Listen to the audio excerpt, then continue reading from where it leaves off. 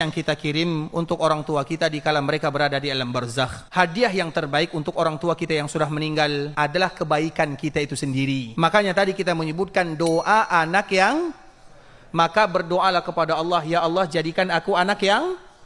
Kemudian kita mengatakan, ya Allah jadikan semua amalan yang aku lakukan sampai kepada orang tuaku. Karena kita beramal ini, siapa yang menyebabkan kita beramal? Orang tua yang mengajarkan kita dulu salat, dipukul kalau kita tidak salat, dipukul kalau kita tidak mengaji, dipukul kalau kita misal malas-malasan berpuasa. Orang tua yang mengajarkan. Maka di antara salah satu yang terbaik ikhwatul Islam, di antara salah satu doa yang terindah, kita berdoa kepada Allah, ya Allah, kalau sekiranya aku belum menjadi anak yang berbakti di kala mereka hidup, maka jangan jadikan aku anak yang durhaka setelah mereka wafat. Di antara bentuk kedurhakaan anak kepada orang tuanya di kala orang tuanya sudah meninggal adalah ketika mereka tidak menjadi anak yang saleh. Maka di antara doa yang pertama, ya Allah jadikan aku anak yang saleh, kemudian jadikan semua amalan yang aku lakukan sampai kepada orang tuaku. Karena antara anak dengan orang tua terkoneksi. Sedangkan masalah doa ikhwatul Islam, bisa kita doa bebas, bisa kita berdoa dengan doa-doa yang lain. Di antara doanya misalnya yang disebutkan oleh Allah Subhanahu wa taala, Rabbighfirli wali walidayya warhamhuma kama rabbayani shaghira, atau Rabbighfirli wali walidayya walil mu'minina yauma yaqumul hisab,